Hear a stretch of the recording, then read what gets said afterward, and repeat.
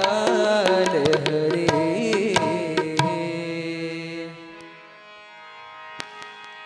सर्वे भवन्तु सुखिनः सर्वे सन्तु निरामयाः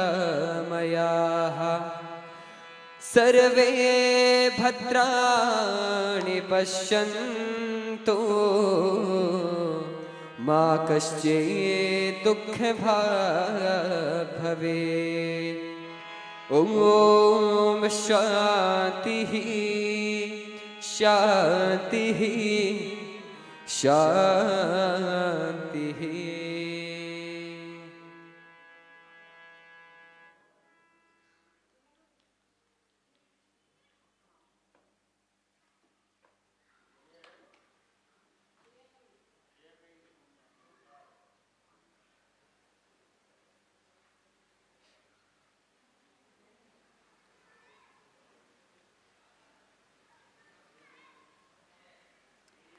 Let us begin with a few moments of meditation together.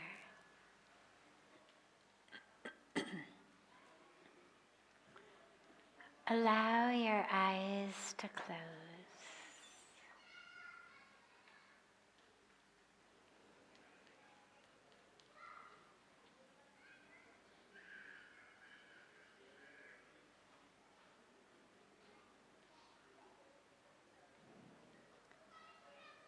And allow that power of awareness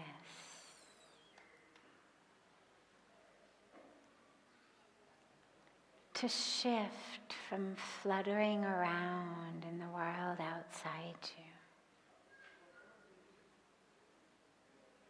to being anchored into your breath. Very consciously take that power of awareness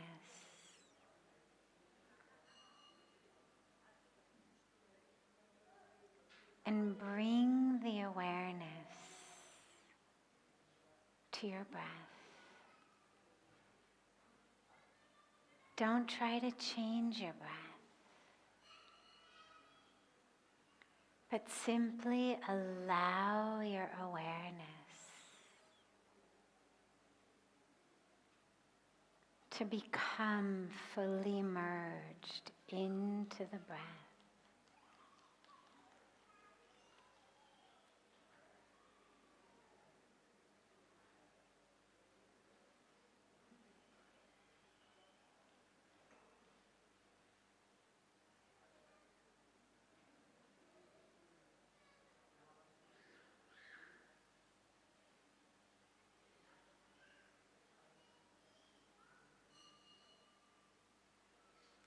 Allow the awareness to merge in the inhalations and exhalations. You're not judging. You're not trying to change anything. You're simply witnessing with the fullness of the power of awareness. You're simply witnessing the breath.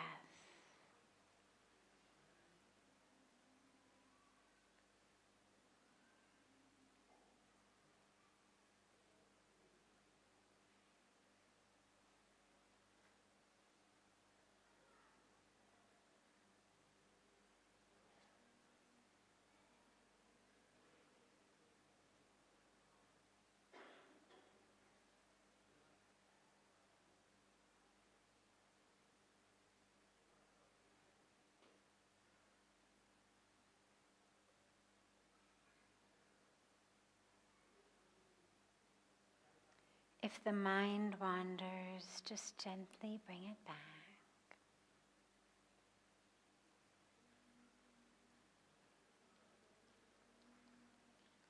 Just allow that awareness to be fully centered on the breath, fully merged into the breath.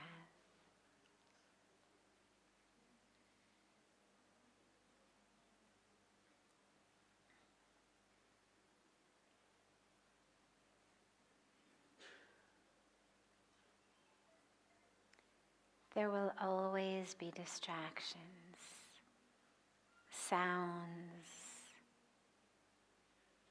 sensations, thoughts. But notice the power of the intention of awareness, that you have that power. Even when there's sounds or sensations in the outer world, you have that power to direct the attention where you want it to go. So take that attention, that full awareness, and merge it into your breath.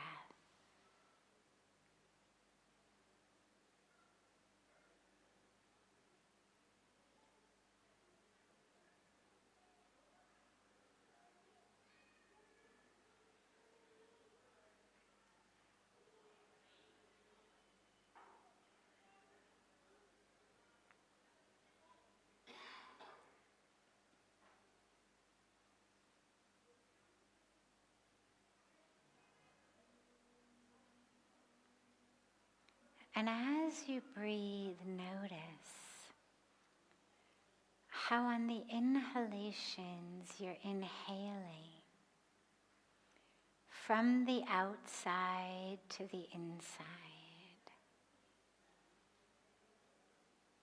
and how on the exhalations you are exhaling from what seems like the inside to what seems like the outside. So it seems like we're bringing the outer to the inner on the inhalations, and sending from the inner to the outer on the exhalations.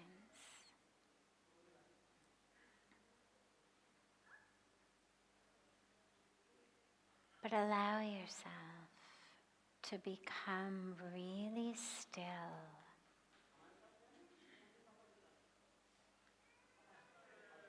really still. And in that stillness,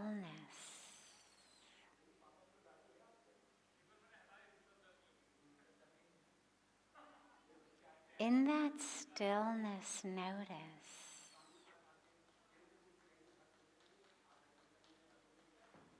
that the borders and the boundaries between inner and outer dissolve.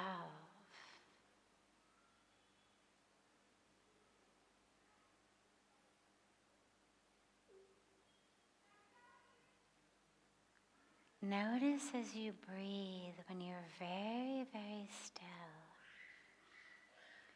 that those borders and boundaries between the inner and the outer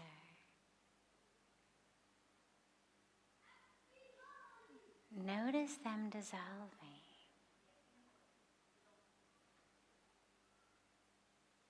There is no inner, and there is no outer.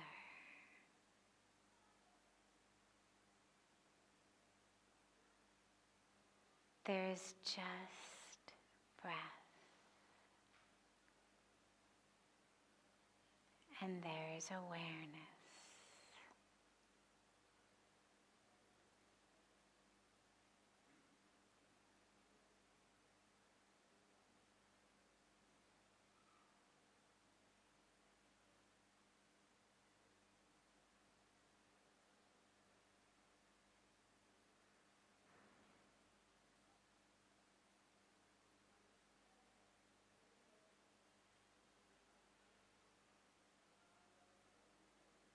Allow those borders and boundaries to dissolve.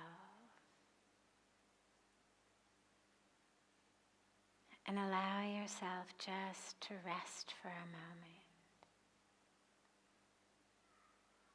in that spacious awareness.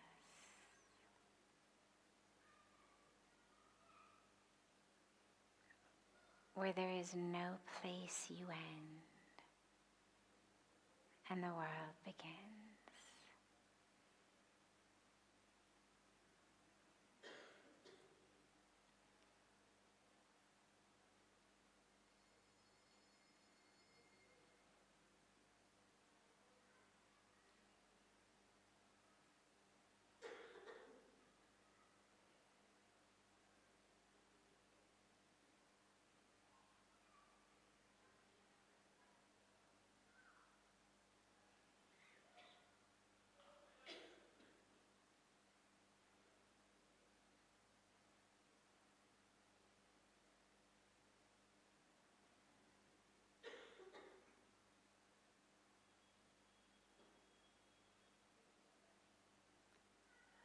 Slowly and gently, bring the palms of your hands together at chest level.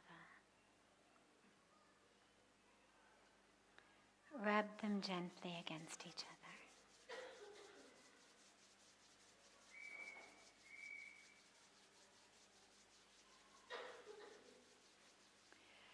Press the palms of your hands into your closed eyes.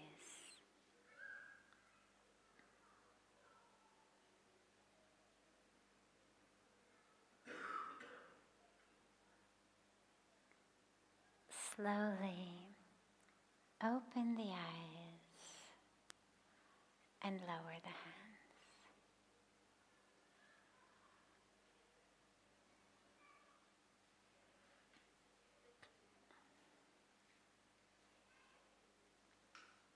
Welcome to Satsang.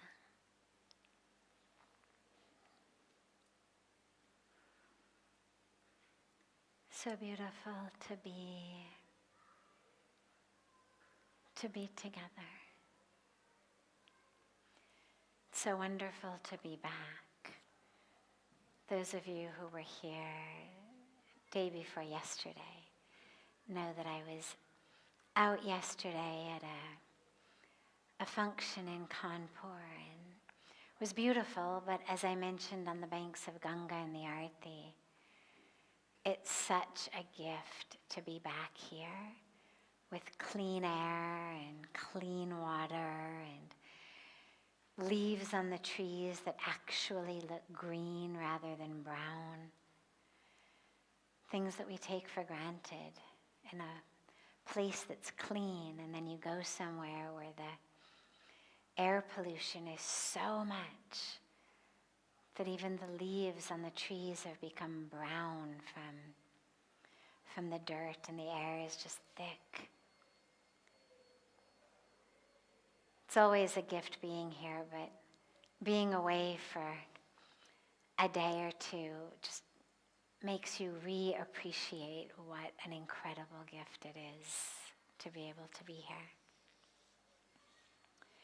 So we start, as always, with a question that's come in advance from our family online, and then we'll open it up to any questions that any of you have.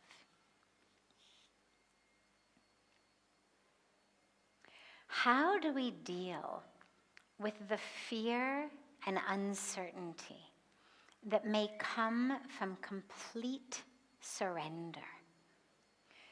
That feeling that we'll never be able to do what we want ever again. So, when we talk about surrender, in a spiritual level, we talk about surrendering to the divine. We talk sometimes about surrendering to the Guru. But what's really important to realize is they're not working against you. It's not like surrendering in war, where you say, mine, and you pull it and you say mine, and I say mine, and you say mine, and finally I surrender and I say fine, you take it, and now I have no more pillow. It's not that type of surrender that leaves me metaphorically pillowless, where I had something that I wanted and now I don't have it because I had no choice but to surrender it to you. It's not like, a bad divorce or something. Whether we surrender to the divine in a nameless, formless way, in a specific way through the Guru, we're surrendering really to an energy of wisdom, an energy of awakening, an energy of truth that's working for you. That's what the surrender is. So it's not about, well, I won't be able to do what I ever want again. Who's the I that's separate from God? What do you mean, what I want to do? Well, if you surrender to God, then that which you want to do will become that will of God flowing through you. There's not two. We've got to take these, war analogies out of our spiritual conception. So in a war, if I surrender, you get all my stuff. Right? The winners of the war come in and they take everything over.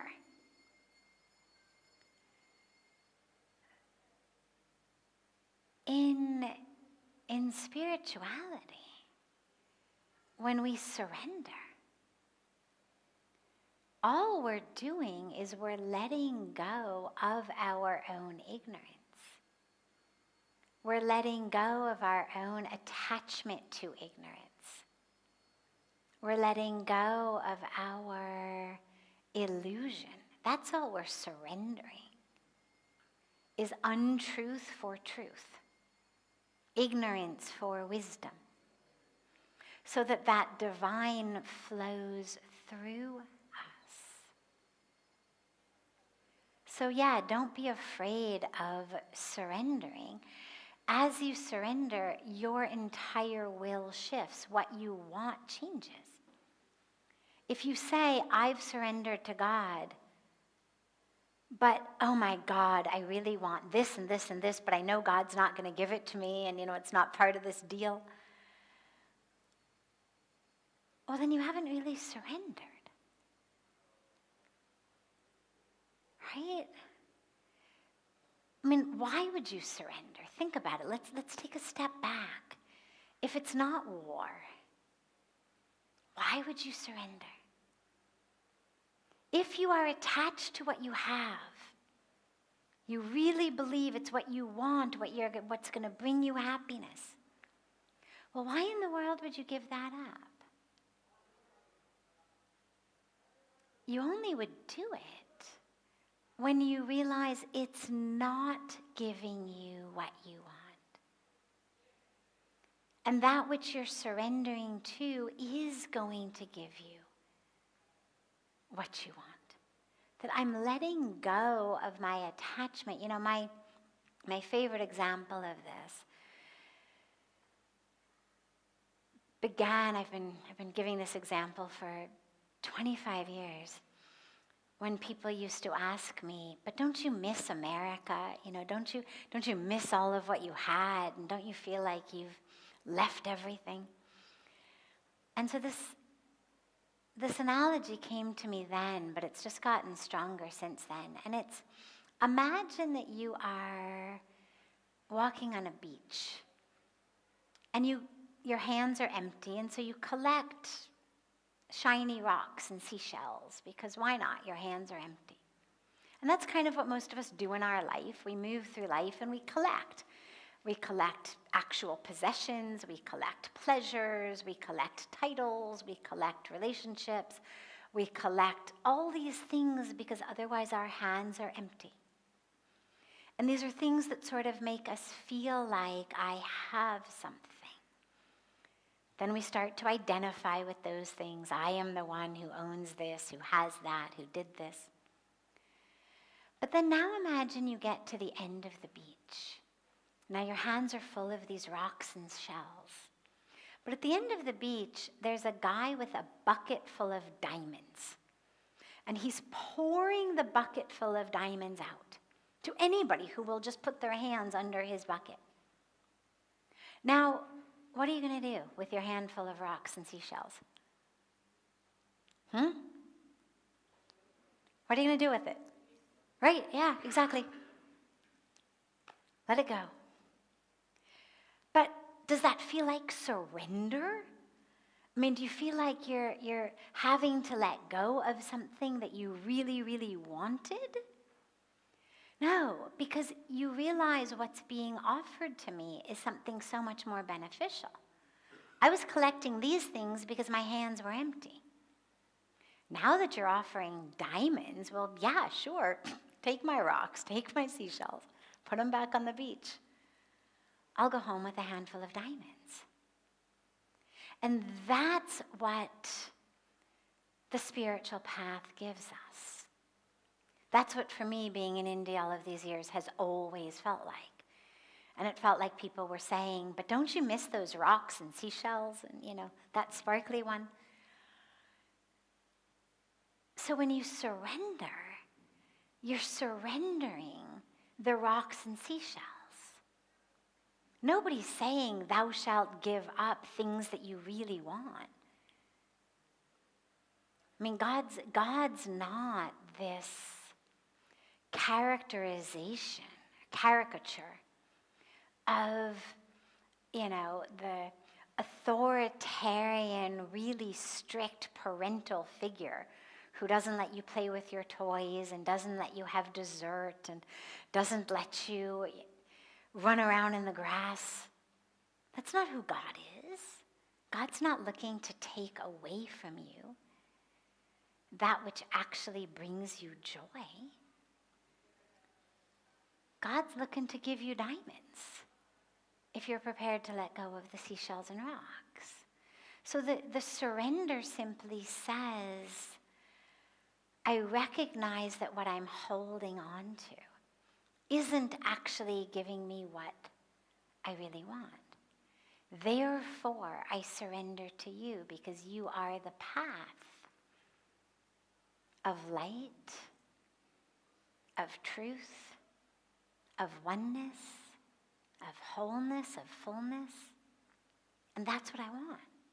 That's what I'm looking for. And so I'm going to let go of all of that makes me not able to take what you are offering. Meaning all that stuff I'm attached to. Those metaphoric rocks and seashells. But do not think it means that you don't get what you want. But what you want starts to shift. Because you start to taste something so much more beautiful than that which you thought was bringing you joy and fun. So surrender without any fear. That which you want, really, on the deepest level, you'll have it. You may not have it in the package that you thought it was going to come in. But that which you really want, the joy, the love, the belonging, the oneness, the connection, the peace, the wisdom, the meaning, that's what you get when you surrender to the divine.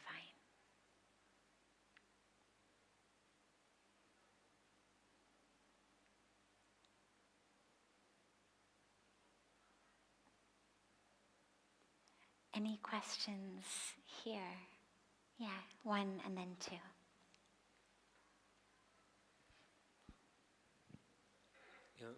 It's such a blessing to be in your presence. The question I have is, like in most of the spiritual teachings, it's always asked to stay in the present moment. However, we humans have been given the power to look into the future or look into the past, maybe because of some evolutionary reasons. How do we balance that? Can we always stay in the present, or do we also plan for the future or learn from the past? Great. So, being in the present doesn't mean thou shalt not plan. It doesn't mean thou shalt not learn. What it means is thou shalt not ruminate. Meaning, let's say something happened yesterday. Let's say, for example, I was walking on the banks of Ganga, and I was walking on the banks of Ganga right after Arti time, and there was a big crowd, and I was going one direction, and everybody was going in the other direction, and I tried to kind of scoot over a little bit this way, but it was too big of a crowd, and I ended up slipping, and I twisted my ankle. Okay? Let's just make up a story like that. Kind of run-of-the-mill, random things in life happen type of story. Now, the lesson of that is a very good one.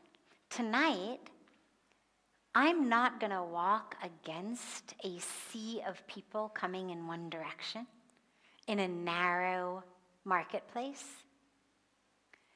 If I've got to go in the other direction, I'm going to go 5 minutes before Arti ends, or I'm going to wait for a while.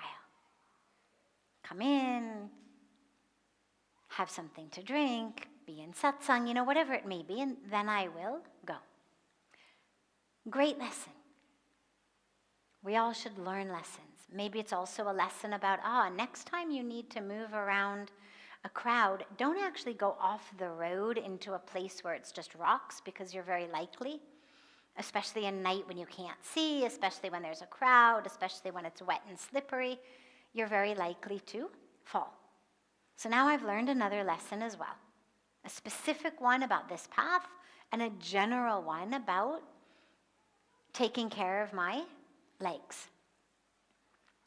But here's what most of us do. My God, I cannot believe it. Those people were so rude. I mean, they saw me. They saw me. I know they saw me. I looked in her eyes. She saw me. But she pushed me anyway. I can't believe it. I can't believe people. And they just walked out of Arti? Like, what is wrong with them? What is wrong with people in general? Oh my God, you know what? I am so fed up with all of this spirituality stuff, because look, those people walking out of Arti pushed me. Now I am in a caste. Why me? Like, why did that happen to me? Things like this always happen to me. Okay, you see the difference? The first one is beneficial. I got 2 good lessons out of it. The second one is an utter and complete ridiculous waste of my time and energy. All it does is make me more and more miserable by the moment, pulls me out of the beautiful experience I have had in the Arti, pulls me out of the actual truth, which is I'm not separate from those people who happened to bump into me, due to which I fell. We're actually all one. But in my mind, as I judge them and criticize them and make them the other, I'm just creating walls, creating more and more illusion, more and more ignorance. That's the kind of stuff you don't want to do. But another thing that we do in the past is we redo conversations. So somebody maybe was rude to us. Maybe in that moment we didn't have such a great comeback, right? But 3, 4, 5 hours later, as we're drifting off to sleep, we're like, oh my God, I know what I should have said. All right, next time they say that to me, this is going to be my comeback. we're stuck in the past. We're not learning from it. It has followed us into the present in a way that is ruining the present. I'm rehaving conversations that hurt me again and again and again. Or I'm planning for the future, not in the effective way like get out your planner and actually, okay, I've got 3 days off, what am I going to do? Or, okay, I've got 30 days till my rent is due and I don't have any money, how am I going to manage that? Not that type of planning. What a lot of us do is we plan conversations that never actually happen. We get very worried. Oh my God, they're going to be so angry at me. Okay, this is what they're going to say, and then this is what I'm going to say, and then, oh God, I know they're just going to hate me forever. They'll never talk to me again. Okay, so here's what I should say. We're stuck in a situation that's a figment of our imagination. We have no idea how that other person is going to walk in. We have no idea what's going to happen between now and then that's going to change our reality. And by that type of anxiety-ridden pre-conversation, pre-assumption, we deprive ourselves of being present in that moment. Because then in that moment, all I'm doing is reciting lines that I planned in this moment. So in this moment, I'm not here because I'm preparing my script for then. Then, when it actually arrives as the present moment, I'm also not there because I'm reciting a script that was written hours or days ago that energetically doesn't actually have any truth and relevance to that present moment. So when we're taught be present, what it means is, number one, realize that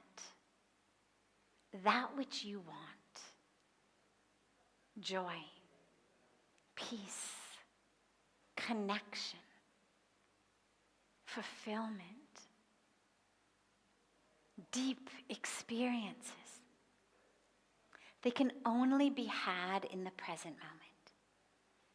You cannot have any of those experiences yesterday or tomorrow. I cannot be happy tomorrow. When tomorrow becomes now, then I have the possibility to be happy. But if all I do is live in the next moment, I'll never be happy. The best way to actually be happy tomorrow is to be happy now. And then I'm happy in the next moment, then in the next moment, then in the next moment. Then when tomorrow arises as the now, I will already be happy because that's who I am. But most of us think, oh, when this and this happens, then I'll be happy. I just need this, then I'll be happy. Meaning, I'm happy next week. But by the time next week has arisen, there's something else that you need to be happy. And our whole life goes on like that. So the command to be in the present says, this is your only opportunity. Right here, right now, in this breath. If you're not happy, it's very unlikely that you're going to find that happiness in the future. So find it here, right now. And yeah, if you've got a lesson from the past, that's great. That helps you in the present. Plan for the future, absolutely. It's going to become the present. But don't live there. Do the work, learn the lesson, do the planning, lay the groundwork. Right? Chipmunks collect nuts for the winter. Bears build caves that they're going to hibernate in. All of nature prepares itself for that which is coming. But you don't see chipmunks freaking out. Oh my God, winter's coming. Do I have enough nuts? Oh my God, oh my God, oh my God. Last winter I had more nuts. He's got more nuts than I do. Oh my God, winter's coming. Right? They just do their thing. They collect the nuts. If they were hungry last winter, they learned a lesson. They collect more, but they don't freak out about it. You don't see the bears going, oh my God, I just know it's going to start to snow before I finish my cave. Oh my God, what am I going to do? There won't be a cave, and it's going to snow, and I'm supposed to hibernate, and I won't have a cave. Oh my God, I know it's going to happen. Never, you never see that. That's the teaching. Prepare for the future, but don't live in it. Live here. As you're collecting your nuts, as you're building your cave, be in this breath, in this moment, right here, right now, even though what you're doing is building your home for the future.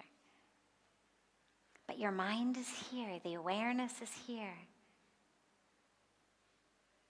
Does that make sense? Good. Yes. Aapko piche.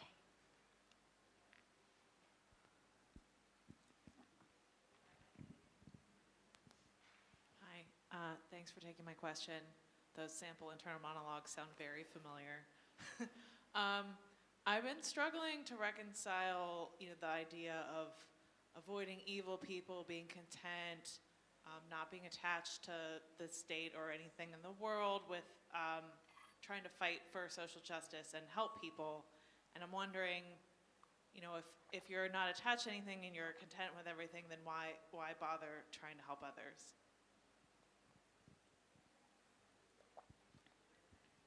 Beautiful and very important question.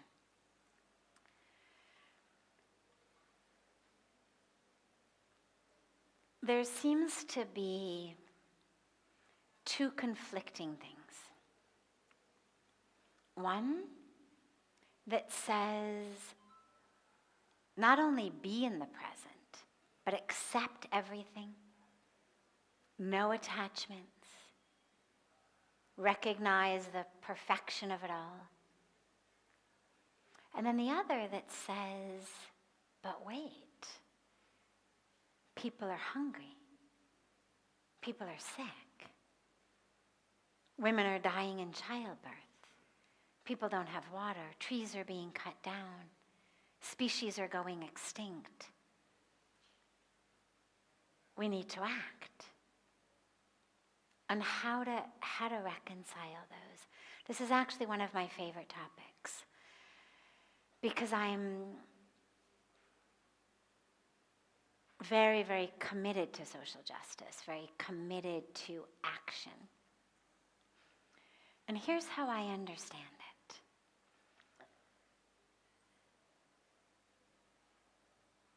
The universe is perfect because the Creator, God, is perfect. Therefore, the creation by the perfect Creator is perfect. To say that we need to do something somehow implies that that Creator might not be perfect. However, in that perfect creation, you are there. You are part of the perfect creation. You're not separate from it. You are a critical, perfect part of the perfect creation. And the tears that you cry when you see children who are starving, or you see people being discriminated against, or whatever it is that fills you with that sense of, I need to do something. Well, that's part of the perfection. It would be like saying, is a flower just as perfect if it no longer has fragrance? Well, fragrance-giving flowers, roses, jasmine, etc., the fragrance is a a core part of the perfection of that flower. You could even say it is the dharma of the flower to give the fragrance. From the flower, the fragrance comes. From you, the action comes. Is an apple tree just as perfect if it never gives apples? Well, it's not really fulfilling its dharma as an apple tree, right? If it was created here as a perfection of an apple tree, but it never gave you any apples, it wouldn't really be doing its perfect dharma. Your fruit, your fragrance,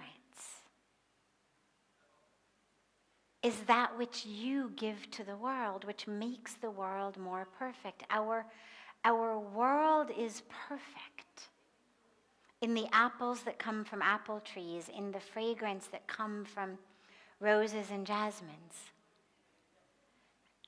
And you responding to injustice is a critical part of the perfection. So for you to say, I'm not going to act, would be like the rose saying, nah, I've decided I'm not going to give any more fragrance.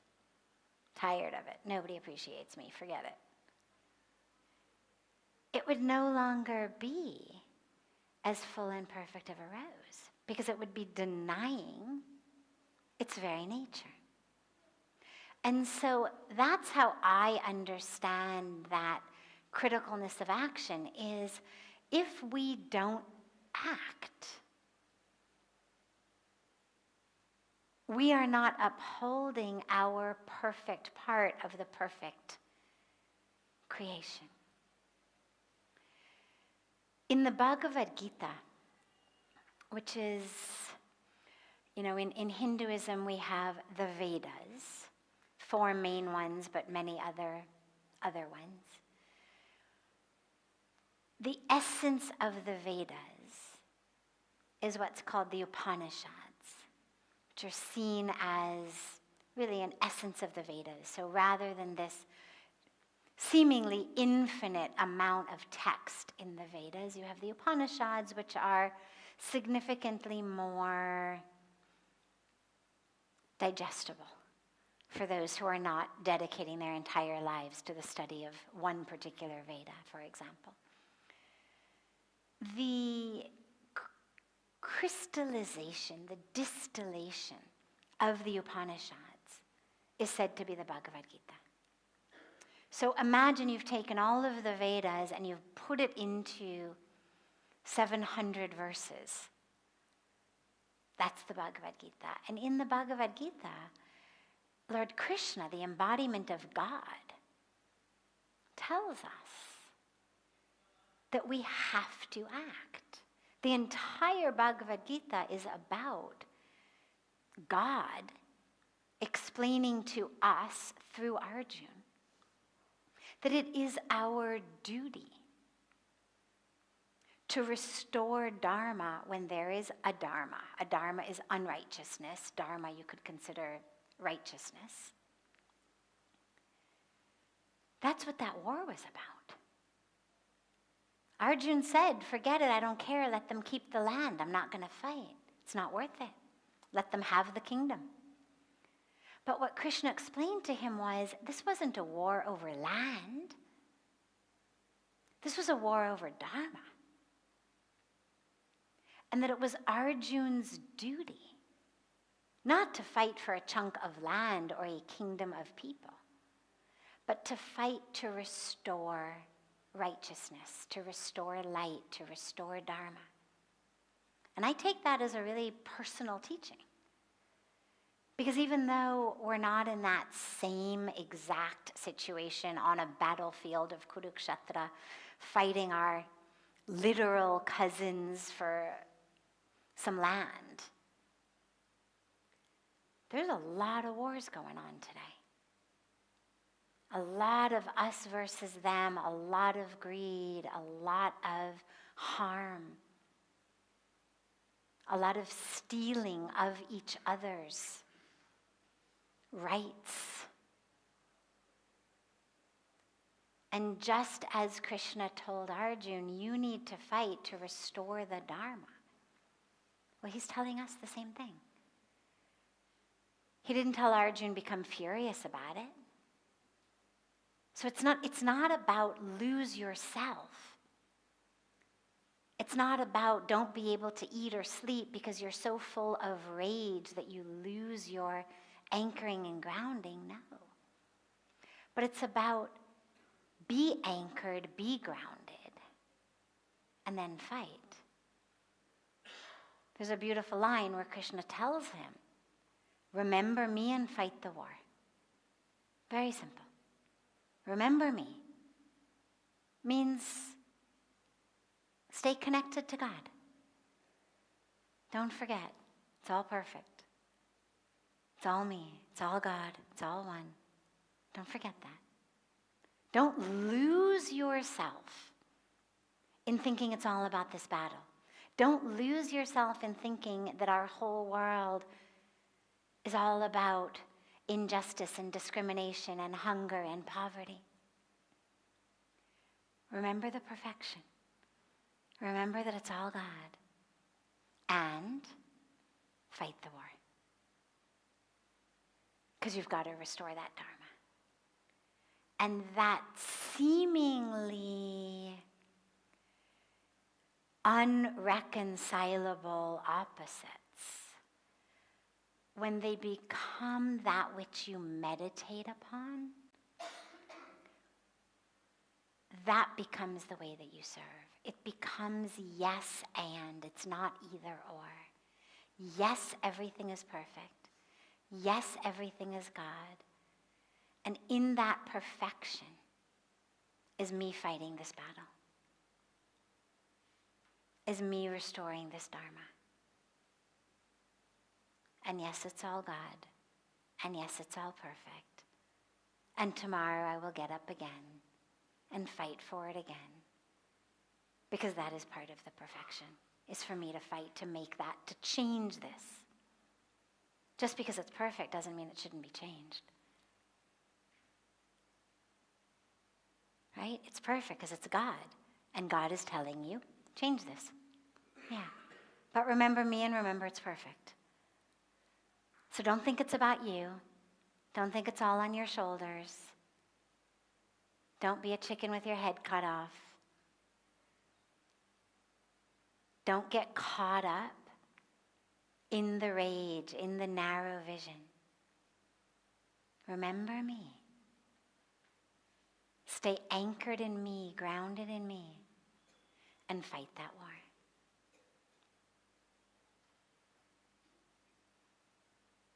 Yeah. Yes.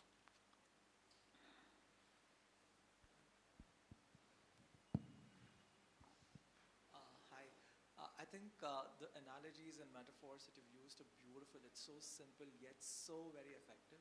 I had this question, but I think you've already answered the question that you just answered. I think it's a beautiful, relevant question, and the answer very amazing. But I'm just extending that a little bit. I'm trying to recollect what you said, right? You're talking about the pure environment, water, air, right? And places such as Rishikesh, Varanasi, they're all very pure and very divine places.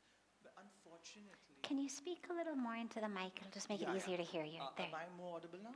Yes, now I can. Okay, so all that I'm trying to say is, you were talking about purity of air, water, environment, right? In places such as these, Rishikesh, Varanasi, Kailash, these are all very divine places with so much of purity and divinity, right? But unfortunately, because they are also attracting a lot of people, it's become more commercialized, and thereby it is also becoming more anti-environment, right? So Yes. could be, is there a way that we could continue doing what we're doing and strip away of all the pollution that we're creating? Strip away all the? Sorry? Strip away, what were the last two words? Strip away all the pollution that The we're pollution. creating. It's, And the commercialization. yeah, well, it's a great point, and it's a challenge. It's a challenge of civic development. You know, here you have these holy cities, these beautiful places, these holy lands that obviously everyone wants to come to. They are by nature not only spiritually sacred, but pristine also, the air, the water, the land. But of course, the more and more people you have, the more pollution they bring in. This is what we call social responsibility. Can we, as in we, us, the people who live here, somehow change that? Well, it depends on you, the people who come in. We're not polluting. What happens is the people who come in, everybody wants to come in, you know, by their own car.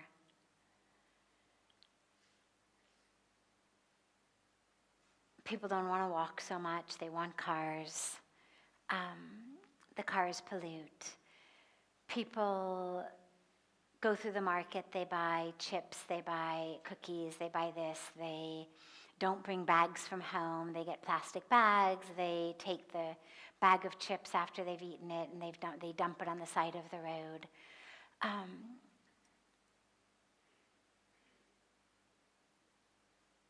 They want, you know, newer, better places to stay. You know, there's a clamoring on the part of those who come for more of this, more of that.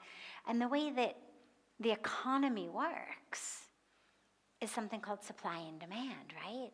So the more of a demand there is, business people see a possibility. So in a place where there used to be only a few ashrams, I mean, when I came to Rishikesh 26 years ago, there was one hotel in this whole area. The whole area, all the way as far as you could walk down on the banks of Ganga before you fell in, literally down past Maharishiji's ashram. From there, all the way up to Ramjula, there was one hotel. Almost all the way up to Lakshmanjula, but around Lakshmanjula there were more, and there were more on the other side. But here, this whole area, one hotel. One option we had. Now, God, you couldn't even count them.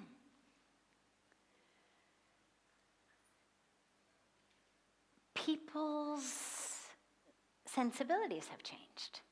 It used to be that people understood they were coming to a holy tirtha, a pilgrimage place.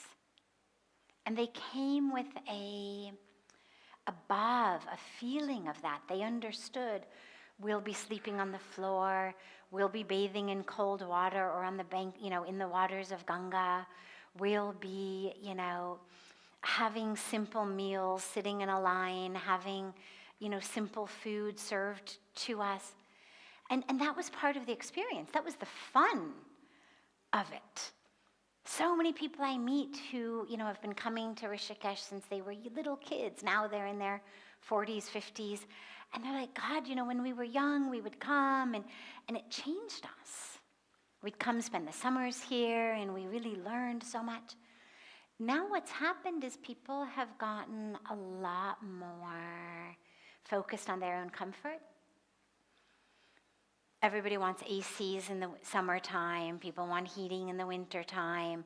People want TVs in their room. People want this. They want that. They want high-speed Wi-Fi. I mean, they want so many things that business then comes in and says, well, all right, fine, we'll give you that. We'll just build some more hotels.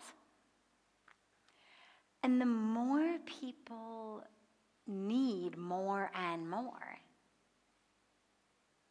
as long as you've got a free market society, that's what's going to happen. I mean, you would have to essentially say nobody is allowed to build, but that would change the whole nature of our society. Instead, we have to change the demand.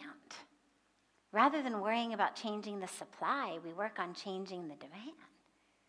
If people who came were focused on just the spiritual energy of the place.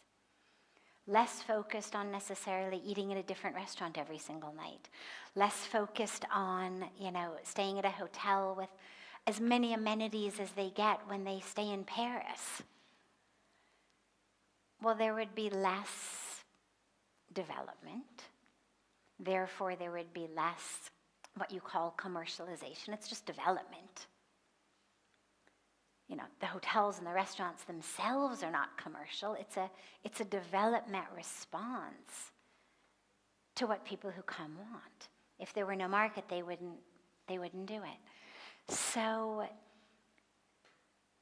what we really need is for people to have that feeling of going to visit a tirth stan, going to visit a pilgrimage area. I remember when we went to Kailash Mansarovar for the first time in '98, there was nothing. It's what led Pujya Sadhviji to actually build an ashram there. There was nothing indoor. You couldn't get a tank of gas, a bottle of water, a Band-Aid for days. After you left that border, the border between Nepal and Tibet, at Nilam, after you left that, it was days before you'd find a place to buy a bottle of water or a Band-Aid or an apple. When we went, we had tankers filled with petrol for our cars because there were no gas stations.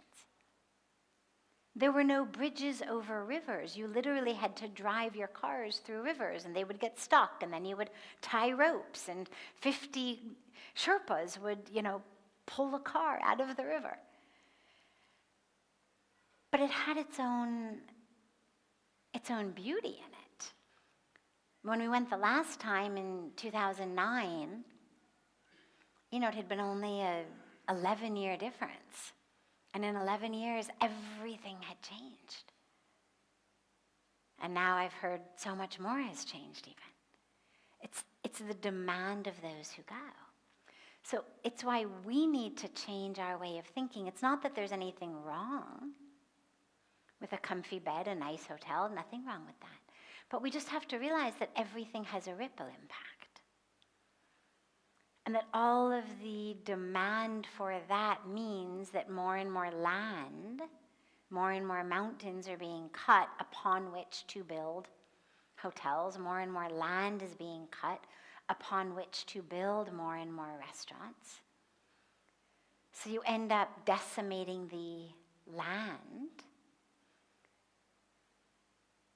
And then, we have floods and things fall in Ganga because people want riverfront views, and so they're building hotels right on the banks of the river where they shouldn't be, where they're told not to, but they do it anyway.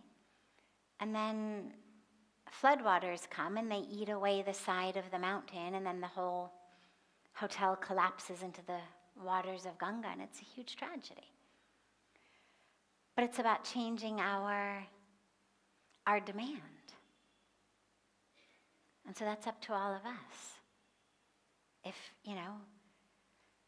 those of us who are here are doing all we can to keep it pollution-free, working really hard to keep it pollution-free.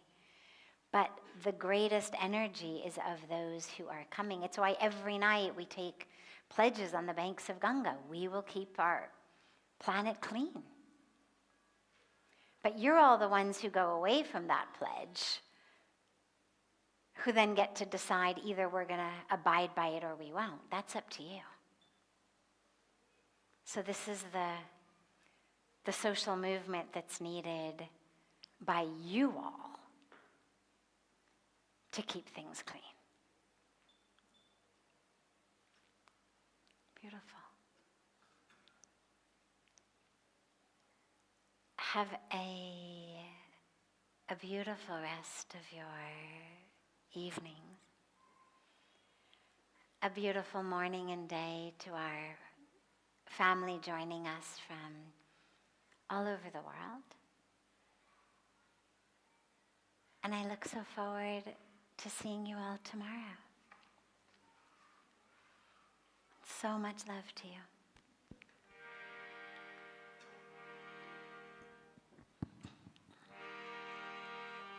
मैली चादर ओढ़ के कैसे मैं